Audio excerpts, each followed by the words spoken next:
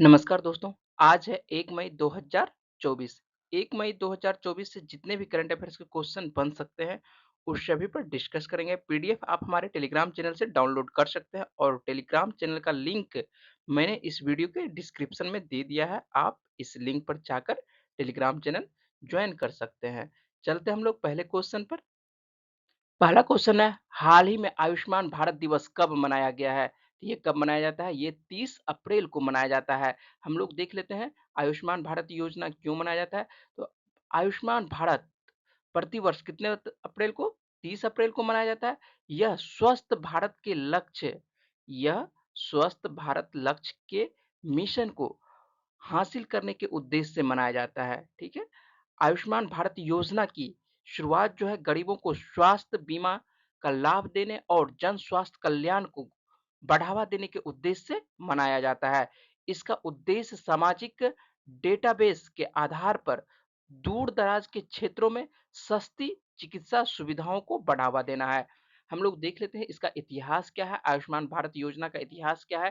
तो इस योजना की शुरुआत जो है प्रधानमंत्री नरेंद्र मोदी ने 14 अप्रैल 2018 को किया था। और 14 अप्रैल को किसका जयंती मनाया जाता है? डॉक्टर भीमराव अंबेडकर का। और इन्हीं के जन्मदिन पर या इन्हीं के जयंती के अवसर पर जो है ये झारखंड की राजधानी रांची से इसका स्टार्ट किया गया था। केंद्र सरकार की तरफ से आर्थिक रूप से कमजोर परिवारों को इस योजना के तहत स्वास्थ्य बीमा दिया जाता है। इस कल्याण हेतु परिवार को आयुष्मान भारत कार्ड भी उपलब्ध कराए जाते हैं। तो इस तरह से हम लोग देखते हैं कि आयुष्मान भारत दिवस कब मनाया जाता है। ये प्रतिवर्ष 30 अप्रैल को मनाया जाता है। एक तो ये इम्पोर्टेंट है और दूसरा ये शुरुआत इसका कहाँ से किया गया था। तो ये प्रधानमंत्री नरेंद्र मोदी ने 14 अप्रैल 2018 को कहाँ से? झारखंड की राजधानी रांची से इसका स्टार्ट किया था। तो चलते हैं हम लोग नेक्स्ट क्वेश्चन पर। सेकंड क्वेश्चन है, टी20 वर्ल्ड कप 2024 के लिए किन भारतीय खिलाड़ियों को चुना गया है? तो हम लोग देख लेते हैं किन-किन भारतीय खिलाड़ियों को टी20 वर्ल्ड कप के लिए चुना गया है। तो ये रोहित शर्मा है और रोहित शर्मा कप्तान रहेंगे। यशस्वी जायसवाल को चुना गया है, विराट कोहली को चुना गया है, सूर्य कुमार यादव को चुना गया है, ऋषभ पंत को चुना गया है, संजू सैमसन को चुना गया है, हार्दिक पांड्या को चुना गया और ये उप कप्तान रहेंगे। शिवम दुबे को चुना गया है, रविंद्र जडेजा को, अक्षर पटेल को, कुलदीप यादव को, युजवेंद्र चहल को, अर्शदीप सिंह को, जसप्रीत बुमराह को और मोहम्मद सिराज को चुना गया है। जबकि रिजर्व के तौर पर शुभमन गिल को रखा गया है, रिंकू सिंह को रखा गया है, खलील अहमद को रखा गया है, आवेश खान को रखा गया है। और इस बार जो टी20 वर्ल्ड कप है इसका आयोजन कहाँ पर हो रहा है? वेस्ट इंडीज और यूएसए में वो किया जा रहा है। और ये कब से किया जाएगा? ये 1 जून से लेके 29 जून के बीच होने वाला है। और इस बार कुल जो कितनी टीमें भाग ले रही है? इस बार टी20 वर्ल्ड कप में कुल 20 टीमें भाग ले रही है। चलते हैं हम लोग नेक्स्ट क्वेश्चन पर। तीसरा क्वेश्चन है, उत्तराखंड बोर्ड 10वीं की परीक्षा में 500 में से 500 अंक प्राप्त करके टॉपर कौन बनी है? तो ये कौन बनी है? प्रियांशी रावत बनी है। प्रियांशी रावत जो है पिथौरागढ़ की प्रियांशी रावत ने हाई स्कूल में टॉप किया है।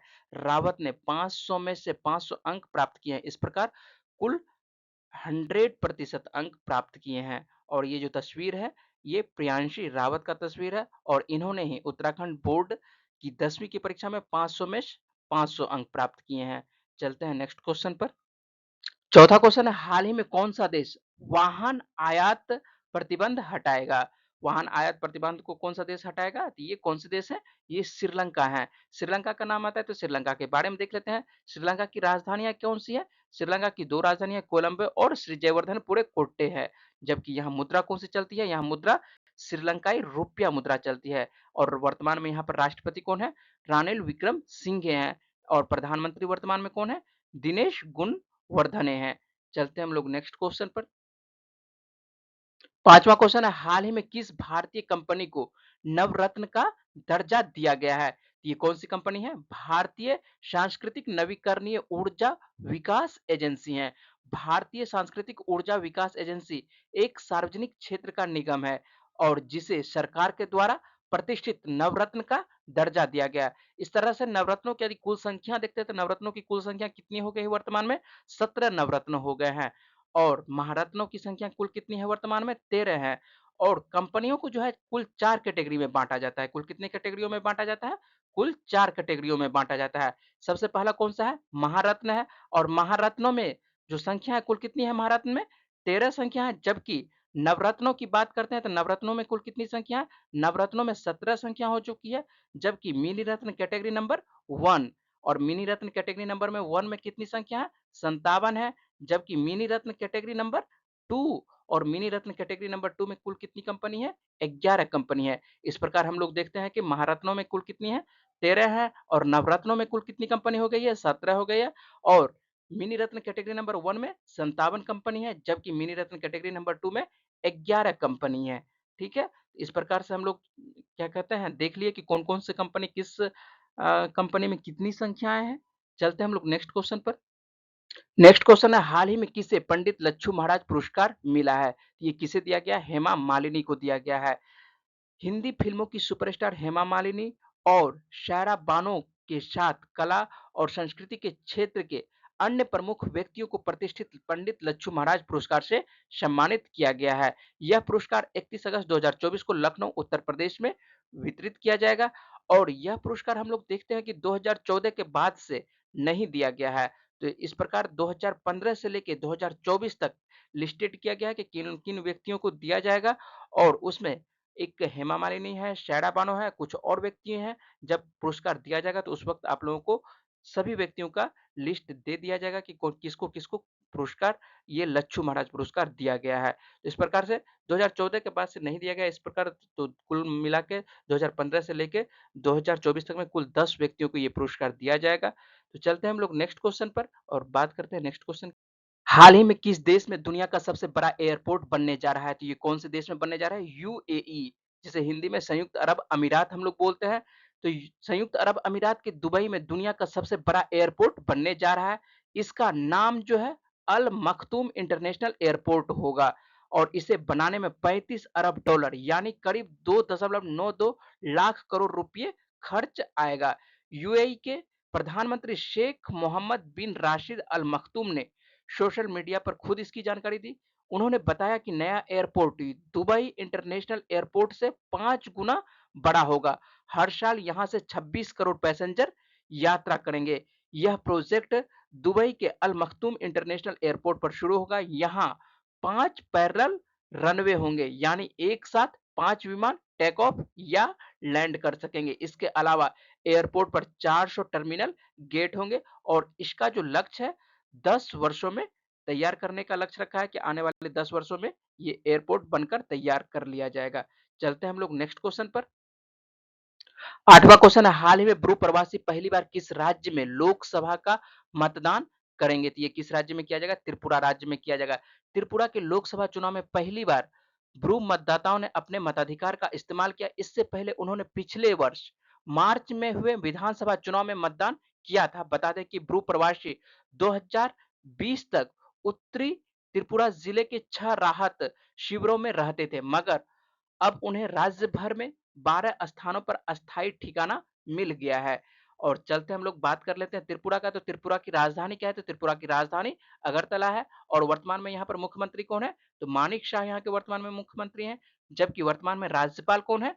इंद्रसेन रेड्डी हैं। और अभी सभी राज्यों में लोकसभा का चुनाव चल रहा है, तो हम लोग देख लेते हैं कि लोकसभा का चुनाव में लोकसभा की कितनी सीटें आती है त्रिपुरा से। तो लोकसभा की 2 सीटें कहाँ से आती है? त्रिपुरा से आती है, जबकि राज्यसभा की कितनी सीटें आती है? 1 सीटें आपको त्रिपुरा से आती है। तो लोकसभा की 2 सीटें, राज्यसभा की 1 सीटें।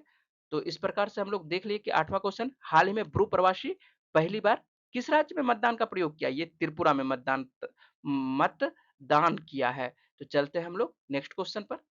नेक्स्ट क्वेश्चन है, हाल ही में इंडिया टुडे की किस एआई एंकर ने वैश्विक मीडिया पुरस्कार मिला है? ये किसे पुरस्कार दिया गया है? ये सना नाम है। एआई एंकर का क्या नाम है? सना नाम है और इसे ही पुरस्कार दिया गया है, वैश्विक मीडिया पुरस्कार से इसे नवाजा गया है। और नेक्स्ट क्वेश्चन हम लोग चलते हैं। तो नेक्स्ट क्वेश्चन में, हाल ही में किसने मिस यूनिवर्स ब्यूनस आयर्स का खिताब जीता है? ये किसके द्वारा जीता गया है? एलेजेंड्रा मारिशा रॉड्रिक्स के द्वारा जीता गया है। किसके द्वारा? एलेजेंड्रा मारिशा रॉड्रिक्स के द्वारा जीता गया। और ये जो है एलेजेंड्रा मारिशा रॉड्रिक्स, ये कितने वर्ष की है? 60 वर्ष की है और 60 वर्षों में इसने मिस यूनिवर्स ब्यूनस आयर्स 2024 का खिताब अपने नाम किया है। और ये जो है तस्वीर जो हम लोगों के सामने है, ये किसका तस्वीर है? एलेजेंड्रा मारिशा रॉड्रिक्स का ही तस्वीर है। चलते हैं हम लोग नेक्स्ट क्वेश्चन पर। नेक्स्ट क्वेश्चन है, हाल ही में किसके द्वारा लिखित पुस्तक द विनर्स माइंडसेट का विमोचन किया गया है? ये किसके द्वारा लिखा गया है? शेन वाटसन के द्वारा लिखा गया। और शेन वाटसन कहाँ के खिलाड़ी हैं? शेन वाटसन ऑस्ट्रेलिया के खिलाड़ी हैं, लेकिन ये संन्यास ले चुके हैं और इन्हीं के द्वारा द विनर्स माइंडसेट पुस्तक का विमोचन किया गया है।